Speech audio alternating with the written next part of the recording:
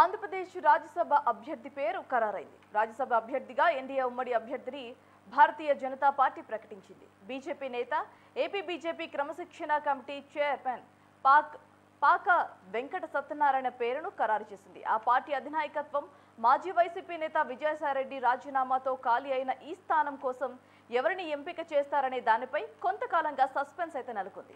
మరి ఈ నేపథ్యంలో అభ్యర్థిని ప్రకటిస్తూ బీజేపీ అధిష్టానం ఉత్తర్వులు జారీ చేసింది. ఇవాళ మధ్యాహ్నం 3 గంటలకు ఖాళీ అయిన రాజ్యసభ స్థానానికి నామినేషన్ల గడువు ముగియనుండటంతో అభ్యర్థిగా పాక వెంకట సత్యనారాయణ పేరును ఖరారు చేసింది బీజేపీ అధిష్టానం. 1996లో నర్సాపురం పార్లమెంట్ స్థానం నుంచి వెంకట సత్యనారాయణ పోటీ చేశారు. గతంలో భీమవరం మున్సిపల్ చైర్పర్సన్ గాను పనిచేశారు పాక వెంకట సత్యనారాయణ.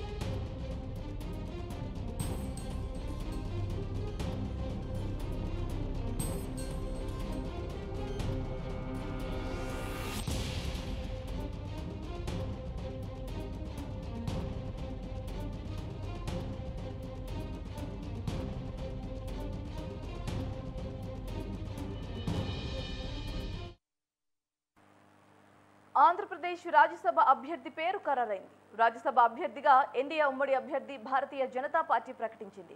బీజేపీ నేత, ఏపీ బీజేపీ క్రమశిక్షణ కమిటీ చైర్మన్ పాక వెంకట సత్యనారాయణ పేరును ఖరారు చేసింది ఆ పార్టీ అధినాయకత్వం. మాజీ వైసీపీ నేత విజయసాయిరెడ్డి రాజీనామాతో ఖాళీ అయిన ఈ స్థానం కోసం ఎవరిని ఎంపిక చేస్తారనే దానిపై కొంతకాలంగా సస్పెన్స్ నెలకొంది. ఈ నేపథ్యంలో అభ్యర్థి ప్రకటిస్తూ బీజేపీ అధిష్టానం ఉత్తర్వులు జారీ చేసింది. ఇవాళ మధ్యాహ్నం 3 గంటలకు ఖాళీ అయిన రాజ్యసభ స్థానానికి నామినేషన్ల గడువు ముగియనుండటంతో అభ్యర్థిగా పాక వెంకట సత్యనారాయణ పేరును ఖరారు చేసింది బీజేపీ. 1996లో నర్సాపురం పార్లమెంట్ స్థానం నుంచి వెంకట సత్యనారాయణ పోటీ చేశారు. గతంలో భీమవరం మున్సిపల్ చైర్మన్ గాను పనిచేశారు పాక వెంకట సత్యనారాయణ.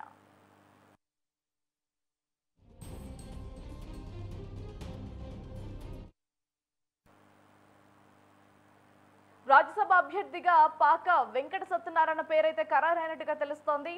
ఇదే అంశానికి సంబంధించి మరింత సమాచారం మా ప్రతినిధి శ్రీనివాస్ ఫోన్లో సిద్ధంగా ఉన్నారు. రైట్ శ్రీనివాస్, చెప్పండి. Thank you Bharati. ఇప్పుడు విజయసాయిరెడ్డి రాజీనామా చేసి ఖాళీ రాజ్యసభ ఆ సీటును పాక వెంకట సత్యనారాయణకి ఇవ్వడానికి అధిష్టానం నిర్ణయించింది. ఈయన గతంలో భీమవరం మున్సిపల్ చైర్మన్గా కూడా పనిచేశారు. అలాగే స్టేట్ క్రమశిక్షణ సంఘం చైర్మన్గా కూడా పనిచేశారు బీజేపీకి. అలాగే ఈయన రికార్డ్ చూసుకుంటే ఎప్పుడూ ఒకే పార్టీలో బీజేపీలోనే ఉన్నారు కార్యకర్త స్థాయి నుంచి ఇప్పటి వరకు కూడా. ఈ వ్యూహం చూసుకుంటుంటే బీజేపీ సామాన్య కార్యకర్తకి ఇలాంటి పెద్ద పదవులు కూడా వరిస్తాయి అనేది జోష్గా కేడర్లోకి వెళ్ళాలన్నదే బీజేపీ యొక్క వ్యూహంగా కనిపిస్తోంది.